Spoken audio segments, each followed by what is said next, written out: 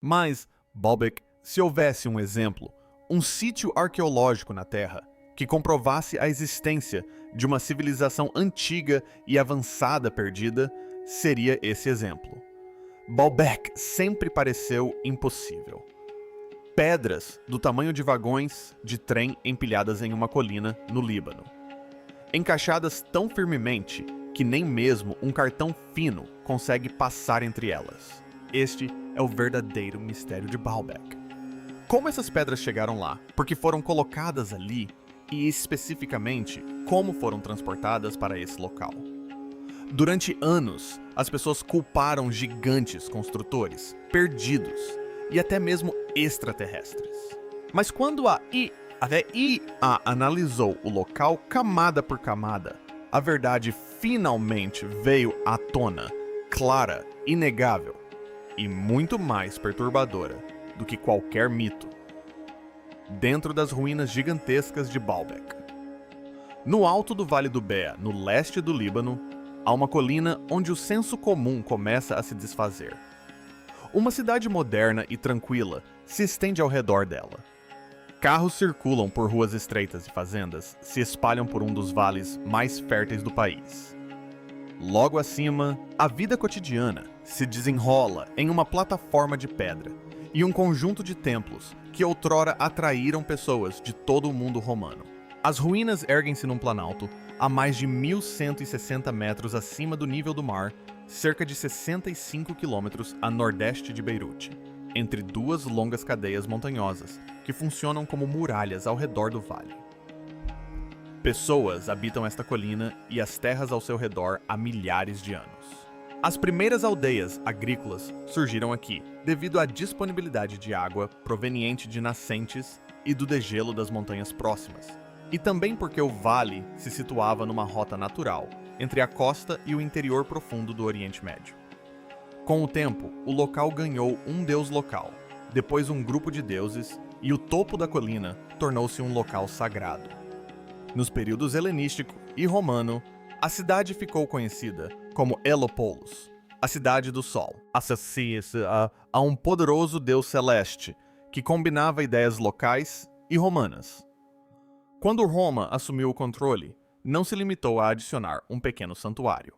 Eles transformaram a colina em um dos maiores complexos de templos que já construíram. Os principais deuses venerados ali eram Júpiter Bacchus e Vênus, relacionados a antigos deuses locais, já conhecidos pelos habitantes da região. A colônia romana cresceu ao redor do santuário e, posteriormente, construtores cristãos e islâmicos reutilizaram partes do local. No século XX, guerras, ataques aéreos e terremotos atingiram a cidade vizinha mais de uma vez. No entanto, o núcleo do Monte do Templo ainda permanece de pé. Em 1984, o complexo tornou-se Patrimônio Mundial da Unesco, reconhecido como um dos melhores exemplos da arquitetura romana em todo o mundo. Ao entrar na antiga área sagrada, você não se depara imediatamente com as famosas pedras. Primeiro, surge uma grande entrada, depois um pátio hexagonal e em seguida um enorme pátio principal, todos projetados para criar uma sensação de escala e poder à medida que você sobe em direção ao templo principal. O projeto como um todo não é um simples retângulo. É uma cadeia de espaços que o impulsiona para frente e para cima, com amplas escadarias, portas esculpidas e longas fileiras de colunas em todos os lados.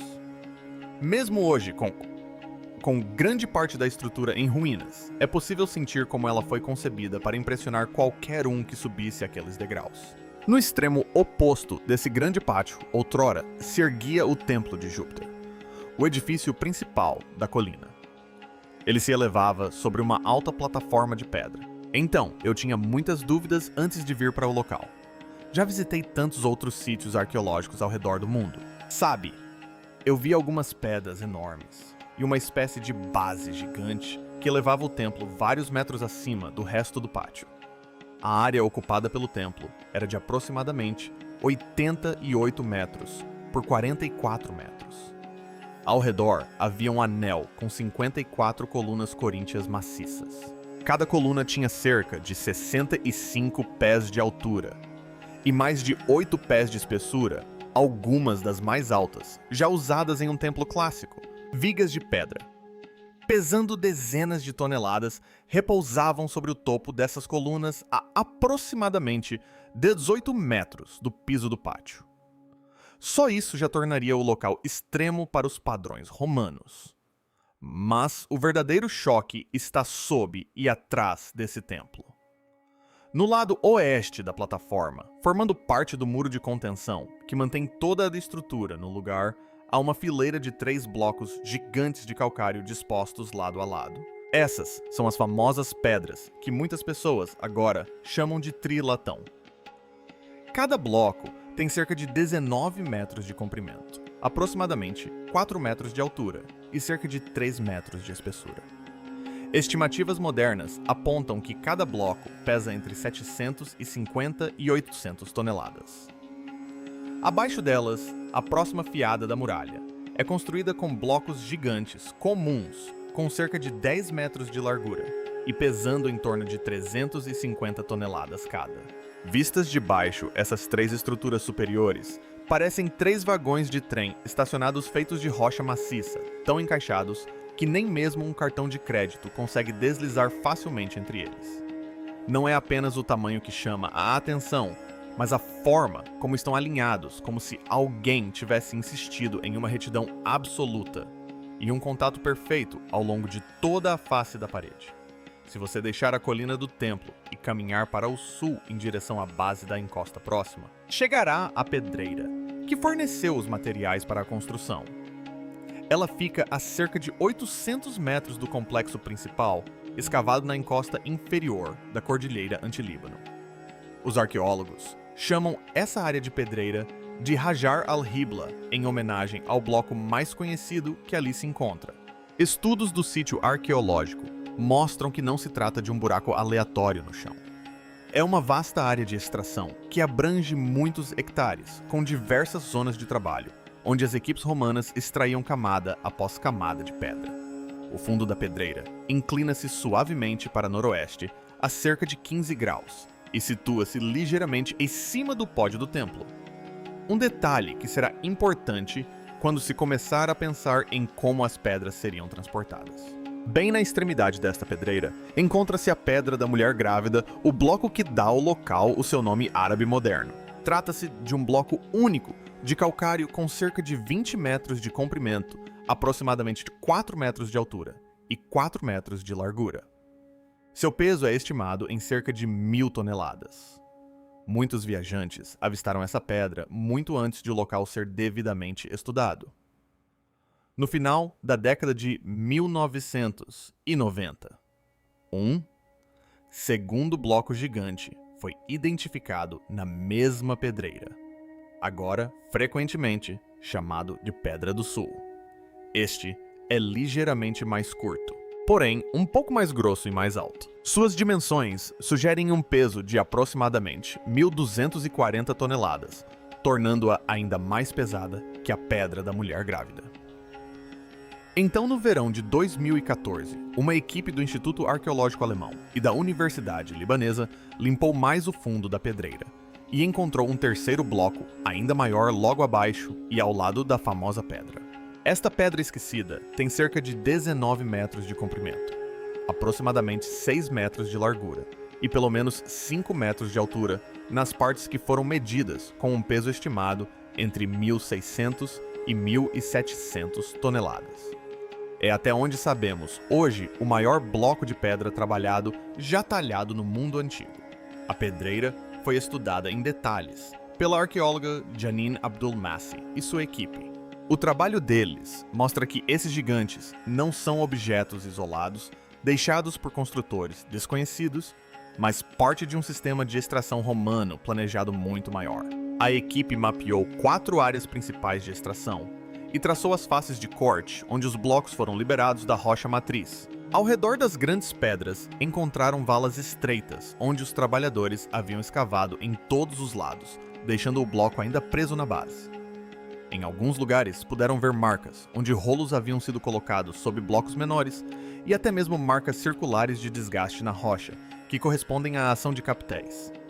Os postes giratórios usados para enrolar cordas e puxar cargas pesadas. Tudo isso indica um local de trabalho que esteve ativo durante o projeto imperial romano, e era operado por equipes que sabiam exatamente o que estavam fazendo. Se você se afastar um pouco ao observar as pedras individualmente e a plataforma como um todo, outro padrão se revela. A base sob o Templo de Júpiter não é apenas um único bloco sólido de alvenaria. Arqueólogos demonstraram que ela foi construída em degraus e camadas com um núcleo interno e uma camada externa. Escritores modernos frequentemente usam os termos pódio, um para a base principal e pódio 2 para a enorme seção da parede externa que a envolve parcialmente, incluindo o lado com o trilatão.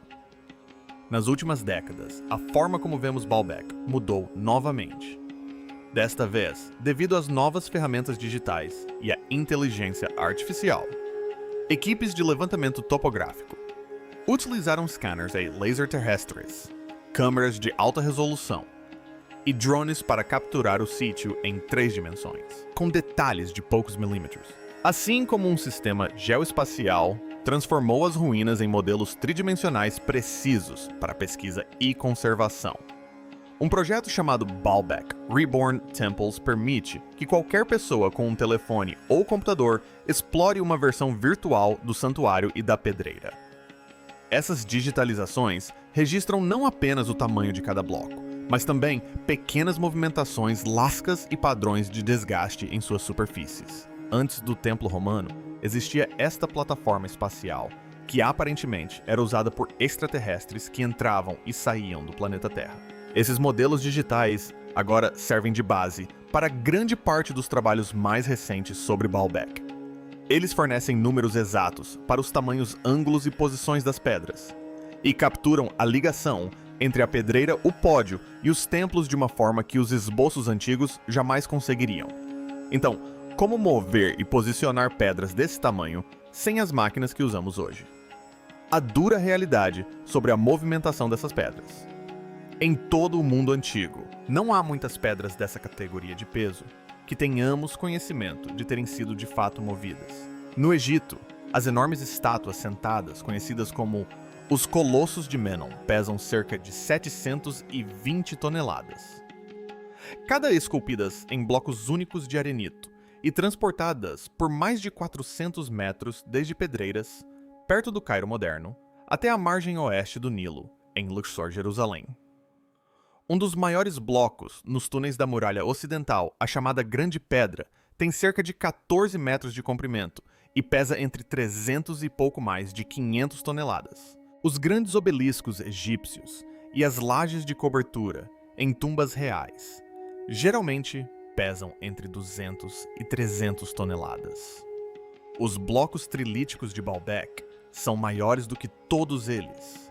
É por isso que os engenheiros lhes dedicam tanta atenção. Se esses blocos foram movidos com ferramentas que as pessoas de 2000 anos atrás realmente possuíam, eles demonstram os limites do que a engenharia pré-industrial era capaz de fazer. Para entender como isso funcionava, é útil analisar o que os equipamentos de elevação romanos realmente conseguiam fazer. Os construtores romanos não arrastavam tudo manualmente.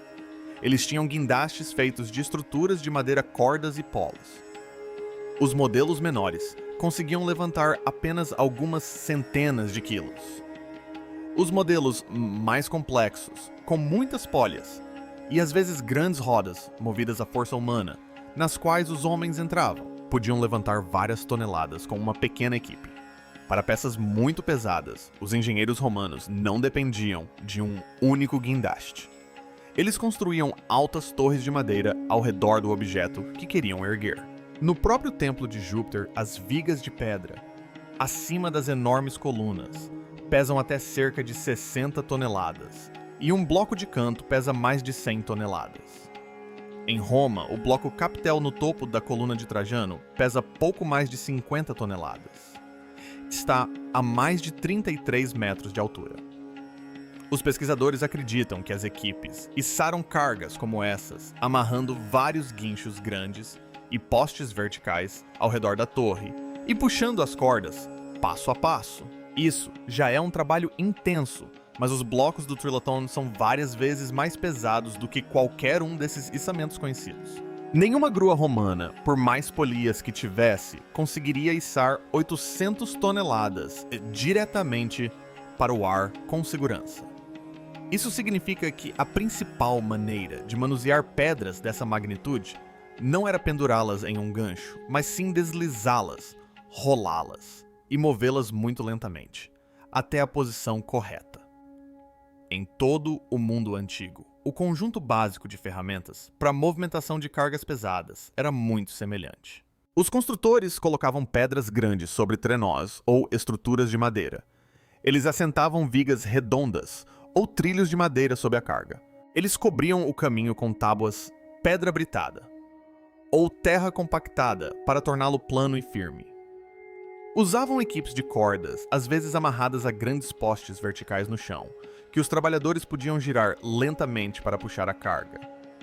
Em alguns casos, como nas pirâmides do Egito, há fortes indícios de que os trabalhadores jogavam água na areia em frente ao trenó para que a superfície endurecesse o suficiente para reduzir o arrasto quase pela metade. Testes modernos mostraram que esses métodos realmente funcionam. Numa série de experiências descritas por físicos de Amsterdã, equipes puxaram pesados blocos de pedra em trenós sobre areia seca e, em seguida, sobre areia ligeiramente úmida. Com a quantidade certa de água, os grãos de areia se uniram. O trenó permaneceu na superfície, em vez de afundar, e a força de tração diminuiu em cerca de 50%. Em Stonehenge, grupos de estudantes e engenheiros arrastaram blocos de várias toneladas em trenós de madeira sobre trilhas curtas, descobrindo que 10 pessoas conseguiam mover um bloco de várias toneladas em um ritmo lento de caminhada quando o caminho era preparado adequadamente. Na Ilha de Páscoa, equipes que trabalhavam com o antropólogo Carl Leopold demonstraram que estátuas altas, pesando várias toneladas, podiam ser movidas para a frente em posição vertical usando cordas e um balanço cuidadoso. Todos esses testes apontam para a mesma verdade fundamental, com pessoas suficientes, boas cordas e um trilho liso. Equipes pré-industriais conseguiam mover cargas que, à primeira vista, pareciam pesadas demais. A questão em Baalbek não é se as pessoas conseguirão mover uma pedra de 800 toneladas. A questão é qual a combinação exata de trilho-trenó, terraplenagem e sistema de tração capaz de suportar algo tão grande naquele terreno específico, sem que toda a estrutura se desfaça. Diversos estudos sérios de engenharia tentaram responder a essa questão. Na década de 1970, o arqueólogo e arquiteto francês Jean-Pierre Adam publicou um artigo sobre o trilatão. Ele analisou escritos antigos sobre transporte pesado, métodos de construção romanos e o formato da colina e da pedreira. Ele sugeriu que as equipes poderiam ter construído uma rampa de terra da pedreira até o pódio, mantendo o caminho com uma inclinação suave, e usado grandes trenós de madeira, rolos de madeira e grupos de postes verticais com cordas enroladas para puxar os blocos passo a passo. Posteriormente, um artigo mais recente retomou essa linha de raciocínio e tratou todo o processo como uma construção moderna de grande porte. Os autores analisaram o formato do terreno, a distância da pedreira até o pódio e o peso esperado dos blocos. Eles argumentaram que uma combinação de rampas-trilhos de madeira, guinchos roletes e esses mesmos postes de giro poderia, em teoria, transportar um bloco da borda da pedreira até uma vala ou plataforma preparada ao lado da parede. De lá, ele poderia ser movido lateralmente aos poucos até sua posição final. Eles enfatizaram que isso não seria fácil. Exigiria planejamento cuidadoso, muita madeira e cordas resistentes. Mas não consideravam a tarefa impossível para um grande projeto estatal romano. Para se ter uma ideia das limitações, é útil simplificar o problema, reduzindo-o a forças básicas. Ao puxar um trenó em uma superfície plana, Você está lutando principalmente contra o atrito, que nada mais é do que uma forma de descrever como superfícies ásperas se agarram umas às outras. Em uma pista de madeira bem preparada, o atrito entre a madeira e a madeira pode ser tão baixo que a força de tração representa apenas uma pequena fração do peso total. Experimentos e princípios básicos da física sugerem que, em boas condições, alguns milhares de pessoas, ou uma combinação de pessoas e animais, podem arrastar cargas de dezenas ou centenas de toneladas. No entanto, à medida que a carga se aproxima do tamanho dos blocos de Baalbek, a margem de erro torna-se muito pequena. Se o solo sob a pista for macio, ela pode se deformar e afundar. Se os roletes se acumularem ou inclinarem o trenó, pode travar ou torcer. Se uma corda principal se romper toda a estrutura, pode dar um solavanco repentino e rachar a pedra, ou até mesmo causar o colapso da rampa. É aqui que o relevo do terreno ao redor de Baalbek faz diferença. A pedreira fica um pouco mais alta que o pódio. Isso significa que uma equipe experiente pode traçar um caminho com uma leve inclinação descendente e, em seguida, controlar o movimento com cunhas e cordas para que o bloco não escape do controle. A parte mais difícil da mudança não é o meio do processo, mas sim o início e o fim. Para começar, as equipes precisam levantar o bloco o suficiente para deslizar roletes ou vigas por baixo sem rachar a pedra. Isso pode ser feito levantando uma extremidade alguns centímetros de cada vez e colocando madeira embaixo em camadas, um método frequentemente chamado de escoramento. Por fim, quando o bloco chega ao pódio, ele precisa ser assentado exatamente na altura e no ângulo corretos. Como a pedreira fica um pouco mais alta que a plataforma do templo, um truque prático é construir um terraço de terra ou uma rampa até o nível da fiada final. Em vez de erguer a pedra a 3 ou 6 metros de altura, as equipes poderiam arrastá-la ao longo do terreno elevado, até que ela se posicionasse onde a parede seria construída. Depois, poderiam remover a terra ao redor quando a estrutura estivesse concluída. Essa ideia não surgiu do nada.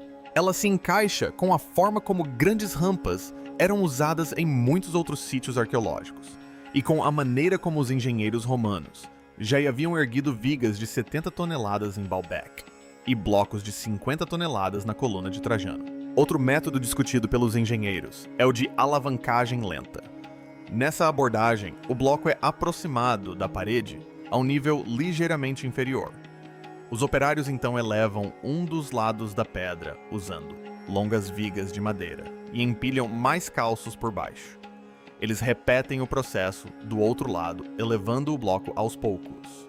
Assim que a estrutura estiver ligeiramente mais alta que a fiada final, eles podem deslizá-la lateralmente para a posição correta e, em seguida, remover os suportes temporários.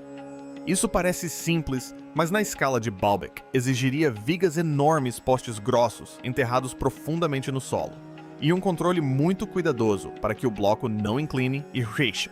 As equipes modernas tentam testar essas ideias com algo mais do que palpites. Elas constroem modelos computacionais dos trenós rampas e postes e deixam o software calcular quanta tensão é aplicada em cada peça de madeira e na própria pedra.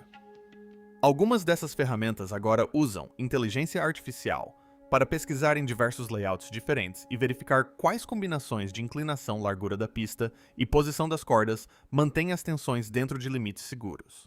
As histórias fascinantes por trás dessas pedras. Em Baalbek, os blocos, que pesam centenas de toneladas, acumularam camadas e mais camadas de mitos, de gigantes e espíritos, a alienígenas e plataformas de pouso, secretas muito antes de alguém falar em lasers ou inteligência artificial. As pessoas que estavam aos pés dessas muralhas já diziam a mesma coisa. Nenhum construtor comum poderia ter feito isso. Alguns dos mitos mais antigos que conhecemos vêm de pessoas que realmente viviam ao redor das ruínas. Quando os primeiros visitantes ocidentais perguntavam aos guias locais quem havia construído o lugar, a resposta era frequentemente direta: Os moradores locais contavam que a grande plataforma foi erguida antes do dilúvio por gigantes, numa época em que as pessoas eram muito mais altas e viviam muito mais tempo do que hoje. Um relato do início do século XX registra moradores insistindo que nenhuma raça humana, desde o dilúvio, teve a força ou a longevidade necessárias para mover tais pedras. Portanto, a obra deve pertencer a um mundo anterior. Outra profunda corrente mítica liga Baalbek ao rei Salomão, nas histórias judaicas, cristãs e muçulmanas. Salomão não é apenas um governante, mas um homem que podia comandar espíritos.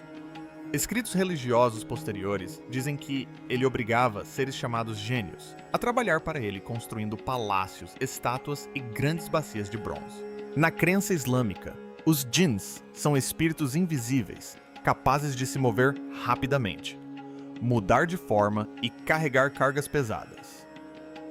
Desde a Idade Média, diversos textos e relatos de viagem descrevem Baalbek como um dos palácios de Salomão construído por esses djinns e por vezes associado à visita da rainha de Sabá.